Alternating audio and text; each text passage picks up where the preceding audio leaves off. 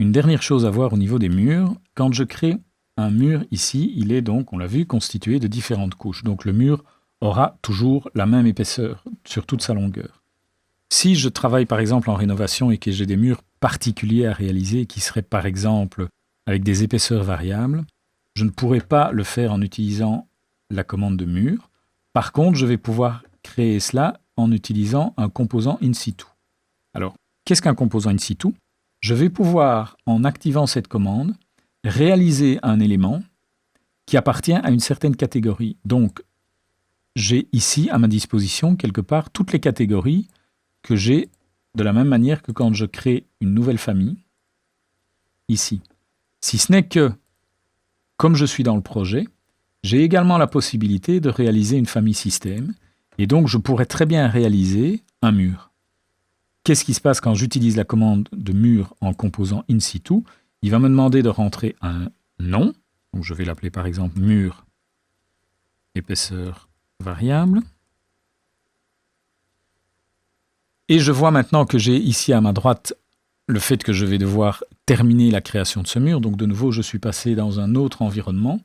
Et vous voyez que je vous avais montré tout à l'heure au niveau des familles que quand j'activais une famille, je me retrouvais dans un autre environnement qui me permettait de créer des extrusions, des raccordements, etc. Nous verrons tout cela en détail quand on attaquera les familles, proprement dit. Mais donc, je n'ai plus mon onglet architecture. Je suis réellement dans la création d'une famille, mais une famille système dans mon projet. Et donc, je vais pouvoir réaliser, par exemple, une extrusion. Alors, l'extrusion, c'est quoi ? C'est simplement une ligne 2D que je dessine dans un plan et puis qui est extrudée sur une certaine hauteur. Donc, je vais pouvoir, de cette manière, par exemple, réaliser un mur qui fait 10 mètres de long et qui aurait 90 cm d'épaisseur d'un côté, 90, pardon, et une autre épaisseur sur l'autre extrémité. Quand je valide ça, je me retrouve en 3D avec un élément qui a une certaine hauteur que je vais pouvoir modifier. Et cet élément maintenant, donc, qui est un élément d'épaisseur variable, quand je vais faire finir la création, eh bien cet élément est un mur. Je vois, quand je le sélectionne, qu'il s'agit bien d'un mur.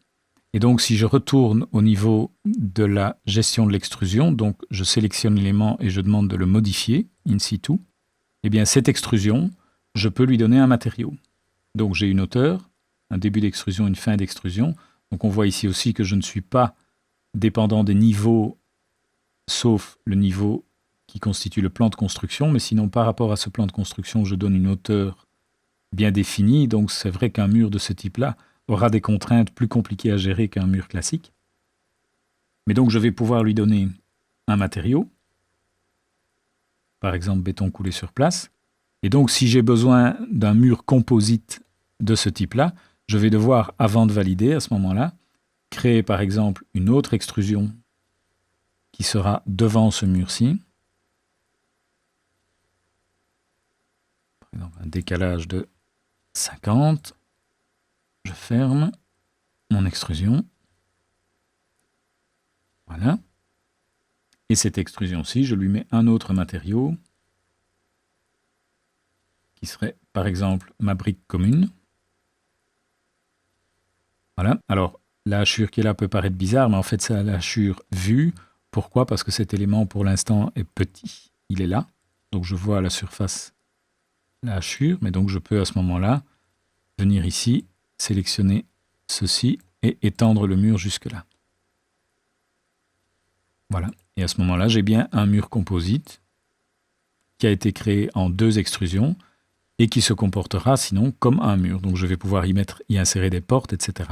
C'est réellement un objet mur, mais créé in situ.